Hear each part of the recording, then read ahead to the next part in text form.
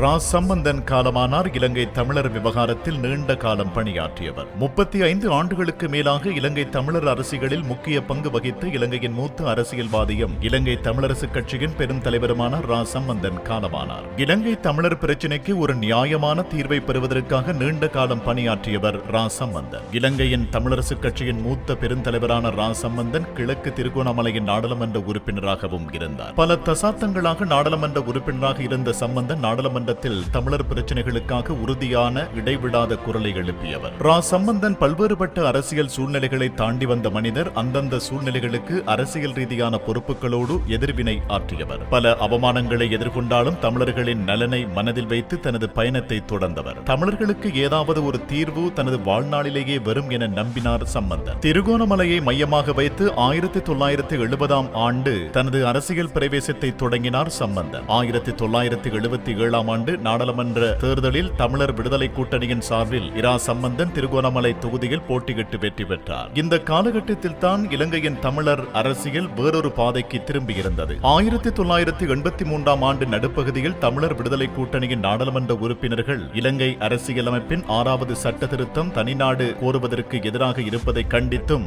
1983 கருப்பு ஜூலை நிகழ்வுகளில் தமிழர்கள் படுகொலை செய்யப்பட்டதற்கும் அவர்களது உடைமைகள் சேதமாக்கப்பட்டதற்கும் எதிர்ப்பு தெரிவித்தும் நாடாளுமன்ற அமர்வுகளை புறக்கணித்தனர். 3 மாதங்கள் தொடர்ந்தும் நாடாளுமன்ற அமர்வுகளில் பங்கு பெறாததால் 1983 செப்டம்பரில் தனது நாடாளுமன்ற உறுப்பினர் பதவியை இழந்தார் சம்பந்தன். தமிழர் பகுதியாக விளங்கிய திருகோணமலை தேர்தல் தொகுதியை மையப்படுத்தி 1970 ஆண்டு காலப்பகுதியில் ரா சம்பந்தன் தனது அரசியல் வாழ்க்கையை ஆரம்பித்துள்ளார். 1977 ஆண்டு நடைபெற்ற நாடாளுமன்ற தேர்தலில் தமிழர் விடுதலை கூட்டணியை பிரதித்துவப்படுத்தி ரா சம்பந்தன் திருகோணமலை தொகுதி தேர்தலில் போட்டியிட்டார். இந்த தேர்தலின் ஊடாக ரா சம்பந்தன் இலங்கை நாடாளுமன்றத்துக்குள் பிரவேசித்தார். இவரது அரசியல் பிரவேசம் இடம்பெற்ற காலப்பகுதியானது உள்நாட்டு போர் ஆரம்பமான காலப்பகுதி என்பதுடன் பெருமளவான இலங்கை தமிழர்கள் படுகொலை செய்யப்பட்ட காலப்பகுதியாகவும் அமைந்திருந்தது. இந்த நிலையில் இலங்கை நாடாளுமன்றத்தை பிரதித்துவப்படுத்திய ரா சம்பந்தன் உள்ளிட்ட தமிழர் விடுதலை கூட்டணி நாடாளுமன்ற உறுப்பினர்கள் அனைவரும் 1983 ஆண்டு நாடாளுமன்றத்தை புறக்கணித்திருந்தனர். தனிநாட்டு கோரிக்கைக்கு இடமளிக்க முடியாது என்ற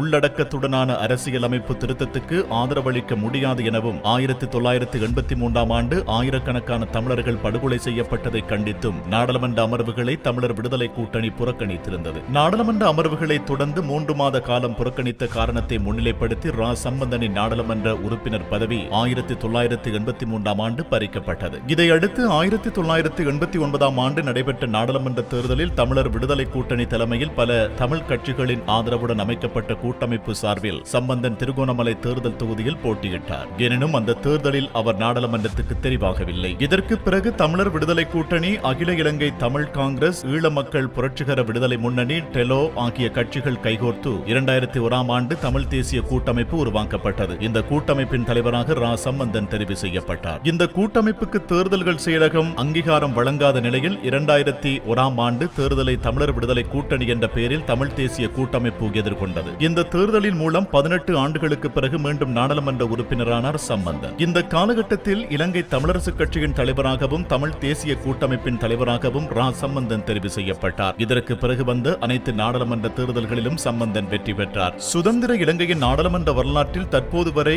2 தமிழர்கள் மாத்திரமே எதிர்க்கட்சி தலைவர்களாக பதவி வகித்துள்ளனர். 1977 ஆண்டில் தமிழர் விடுதலை கூட்டணியின் தலைவரான அமிர்தலிங்கம் இலங்கையின் முதலாவது தமிழர் எதிர்க்கட்சி தலைவராக தெரிவு செய்யப்பட்டார். 2015 ஆண்டு நடந்த தேர்தலில் இலங்கையின் பிரதான கட்சிகளான ஐக்கிய தேசிய கட்சியும் ஐக்கிய மக்கள் சுதந்திர கூட்டணியும் இணைந்து ஆட்சி அமைத்தனர். இதனால் இந்த இரு கட்சிகளுக்கும் அடுத்தபடியாக அதிக இடங்களை பெற்ற கட்சியாக இலங்கை தமிழரசு கட்சி விளங்கியது. இந்த கட்சிக்கு 16 இடங்கள் கிடைத்திருந்தன. ஆகவே 38 ஆண்டுகளுக்கு பிறகு இலங்கையின் எதிர்க்கட்சி தலைவர் பதவி இலங்கையின் தமிழர் தலைவர் ஒருவருக்கு மீண்டும் கிடைத்தது. ஈழத்தமிழர்களின் அரசியல் தீர்வுக்காக உள்நாட்டில் மாத்திரமின்றி சர்வதேச நாடுகளுடனும் இணைந்து செயற்பட்ட தலைவர்களில் ரா சம்பந்தனுக்கு முக்கிய இடம் இருக்கின்றது. மன்மோகன் சிங் பிரதமராக இருந்த காலகட்டத்தில் இந்தியாவில் அவருக்கு ஒரு பெரிய மதிப்பு இருந்தது. ஆனால் 2014க்கு பிறகு இந்தியாவுக்கு இலங்கை பற்றிய அணுகுமுறையே இல்லாத நிலை ஏற்பட்டது. இந்தியா தற்போது மலையக மக்களுக்கு பல உதவிகளை செய்து வரும் நிலையில் வடக்கிலும் கிழக்கிலும் உள்ள மக்களை பற்றி பெரிதாக யோசிப்பதில்லை என்ற நிலை இருந்தாலும் அதை பற்றி அவருக்கு பெரிய புகார்கள் ஏதும் இல்லை. தொடர்ந்து இலங்கை விவகாரத்தில் இந்தியா கவனம் செலுத்தும்படி கோரி வந்தார். இலங்கை சூழல் குறித்து இந்தியாவுக்கு பல தருணங்களில் சம்பந்தன் கடிதம் எழுதியிருக்கின்றார். அது தொடர்பாக பதில் ஏதும் வராத போதும் தனது முயற்சிகளை அவர் கைவிடவில்லை என்றும் கூறப்படுகின்றது.